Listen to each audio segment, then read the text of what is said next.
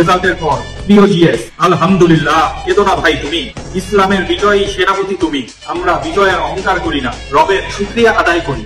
এই বিজয়ের বীর সেনাপতি উঠে দাঁড়াও তুমি, আর আল্লাহর শুকরিয়া আদায় করো। তোমাদের কাছে আমার সহ প্রিয় দেশবাসীর একটাই চাওয়া, যেন আল্লাহ পাক এই ক্ষমতাকে নিয়ামত হিসেবে দান করেন এবং এই ক্ষমতার সঠিক ব্যবহার করেন।